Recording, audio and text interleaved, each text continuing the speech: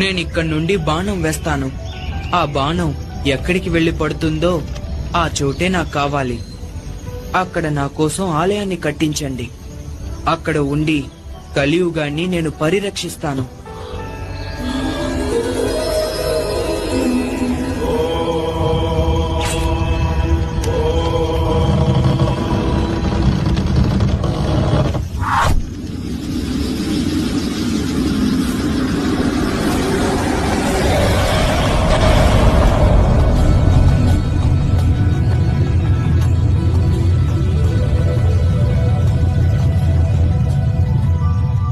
బాణం పడిన చోటే శబరిమల. ఈ శబరిమలపైనే ఈనాటికి కలియుగ ప్రత్యక్ష దైవంగా కరుణామూర్తిగా కొలువున్నాడు శబరిమల అయ్యప్ప.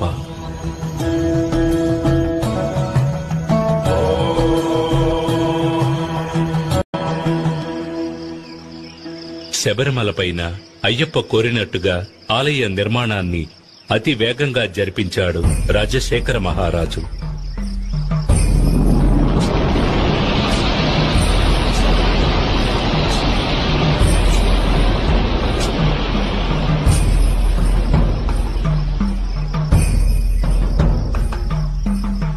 ఆలయంలో జీవిత తత్వాలను వివరించే విధంగా 18 మెట్లను కూడా ఏర్పరిచాడు.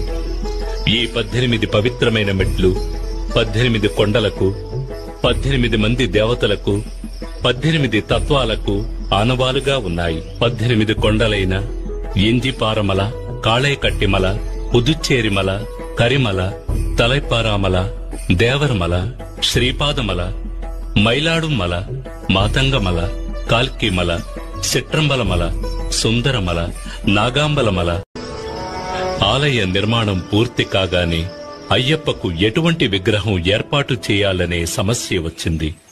అప్పుడు పరశురాముడే తీసుకువచ్చిన శాస్తా విగ్రహమైన 2 కాళ్లను మడిచి కలిపిన యోగ పట్టముతో వందనము చేసిన రీతిన తత్వమసి అనే చిన్ముద్రతో కూడిన స్వామివారి రూపమే తగినది అనే భగవంతుని ఆనతి ప్రకారం మకర సంక్రాంతి దినమైనటువంటి శుభదినాన కృష్ణపక్షం పంచమి తిథి ఉత్తర నక్షత్రయుక్త శుభదినమున పరశురాముడు ధర్మశాస్త్రాను ప్రతిష్ఠించాడు. నాటి నుంచి ప్రతి సంవత్సరం మకర సంక్రాంతి నాడు అయ్యప్ప తన భక్తులకు దర్శనమిచ్చి పరిపాలిస్తున్నాడు. తద్వారా తన గురువుకిచ్చిన మాటని నిలబెట్టుకున్నాడు. తనని శరణు కోరిన వారికి సద్గతి లభిస్తుందని తెలియజేసే విధంగా కుడి చేతిని కుడి మోకాలపైన భక్తులు దీక్షా విధానాన్ని ఇప్పుడు చూద్దాం. అయ్యప్ప దర్శనార్థం వచ్చే భక్తులు గురుస్వామి ద్వారా మాల ధరించి ఉపదేశం పొంది బ్రహ్మచర్య వ్రతాన్ని పాటించాలి. మసాలా ఆహారాన్ని పూర్తిగా వదిలివేయాలి. సత్యం, ధర్మం, అహింస వంటి విషయాలను పాటించాలి. శబరిమలకు వెళ్లే భక్తులు నీతివంతులుగా, సహనవంతులుగా ఉండాలి. తమ శరీరాన్ని కష్టపెట్టి ఒక మండలం దీక్షలో ఉండి మనసులో అయ్యప్పను తలుచుకుని ఆరాధించాలి. ఈ దీక్షను ఒక అలవాటుగా, అభ్యాసంగా చేయాలి. బ్రహ్మచర్యాన్ని తప్పక పాటించాలి. ఈ అభ్యాసంతో మనసు పరిపక్వత చెందుతుంది. దీక్షలో ఉన్న భక్తులు ఉదయం, సాయంత్రం 2 వేళలా స్నానం చేసి నీలం లేదా నలుపు లేదా కాషాయ వస్త్రాలు.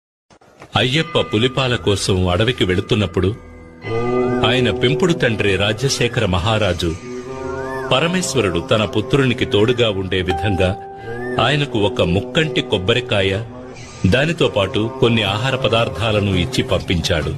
దానిని అయ్యప్ప ఇరుముడులుగా కట్టి తనతో తీసుకువెళ్లాడు. దాని తాత్పర్యమే మనం తీసుకువెళ్లే ఇరుముడులు. ఇరుముడి అనేది నేతగుడ్డతో కుట్టబడిన 2 భాగాలుగా ఉండే సంచి.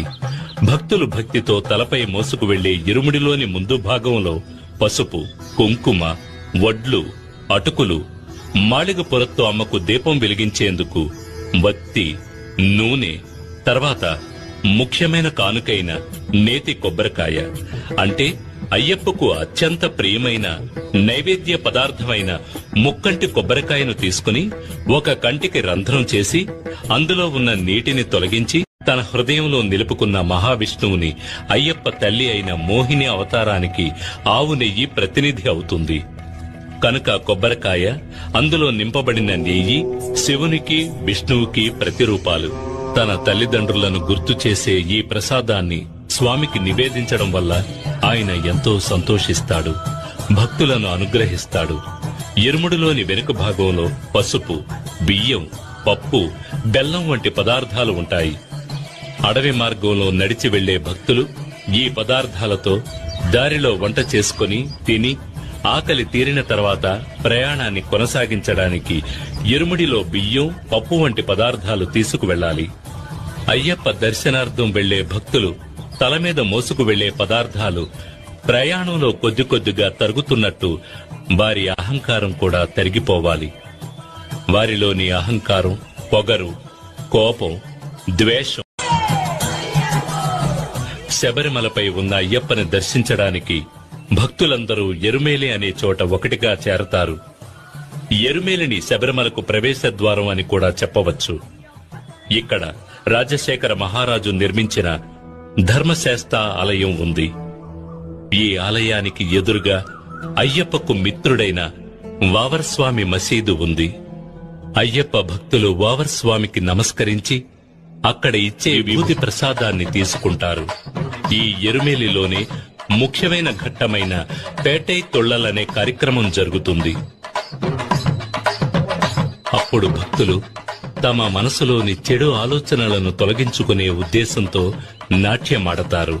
పేటై తొళ్లలు ముగిసిన తర్వాత అక్కడికి వచ్చే కన్యస్వాములకు ఒక కర్ర ముక్క, ఒక నల్లని నాడా ఇవ్వబడతాయి. ఎరుమేలిలో పేటై తొళ్లలు ముగించుకుని ప్రయాణాన్ని కొనసాగించే పరమేశ్వరుడు తన నందిని అక్కడ ఒక చెట్టుకి కట్టివేయడం వల్ల ఆ ప్రాంతం కాళైకట్టి అని పేరుగాంచింది. ఆ తర్వాత అళుదా నదిలో స్నానం చేసి భక్తులు నది అడుగున ఉన్న ఒక రాయిని తీసుకువెళ్లి దారిలో ఉన్న కల్లిడం కుండ్రుని చేరి రాక్షసిని సమాధి చేసిన చోట ఆ రాతిని ఉంచుతారు. అందుకే ఆ చోటు కల్లిడం కుండ్రు అని పిలువబడుతోంది. ఆ తర్వాత ఇంజిప్పారే కోటను దాటి ఉడుంబారే కోటలో శ్రీబుద్ధనాథుణ్ణి పూజించి విభూది అనే భస్మాన్ని తీసుకుంటారు. తర్వాత శబరిమల వెళ్లే దారిలో భక్తులు పవిత్ర నది అయిన పంపా నదిలో స్నానం చేసి తమ పాపాలను తొలగించమని అయ్యప్పను ప్రార్థించి అక్కడ ఉండి పంబాస్తి అనే కార్యక్రమంలో 108 పొయ్యిల్లోని బూడిదను కన్యస్వామి ఆ తర్వాత విఘ్నేశ్వరుని పూజించి శబరిమలపైకి యాత్ర ప్రారంభిస్తారు. అప్పాచి మెట్టు దాటి తర్వాత నీలిమలను చేరుకుంటారు. ఆ తర్వాత శబరి పీఠాన్ని దాటి మహిషముఖి కోసమే సరంకుత్తి అనే చోట ఉన్న మర్రి చెట్టుకి కన్యస్వాములు తీసుకువెళ్లిన కర్రముక్కను గుచ్చి నల్లని నాడాని వేసి నమస్కరిస్తారు. ఇది కన్యస్వామి రాకను నిర్ధారించే కార్యక్రమం. అది చూసిన లీలావతి నిట్టూర్పు విడిచి తరువాతి సంవత్సరం కోసం ఎదురు చూస్తుంది. శబరిమలలో ప్రకటించే తత్వమసి విశ్వసాగోదీయం అని తెలియజేసే మహామంత్రం, ఆరాధనామూర్తి, ఆరాధకులు ఎంతో దేదీప్యమాన స్వామిగా కనిపించే దృశ్యం అత్యద్భుతమైన దృశ్యం. అడవి పువ్వులు, జలపాతాలు ప్రకృతి అందించిన వరప్రసాదాలు. అడవి పువ్వులు, జలపాతాలు ప్రకృతి అందించిన వరప్రసాదాలు.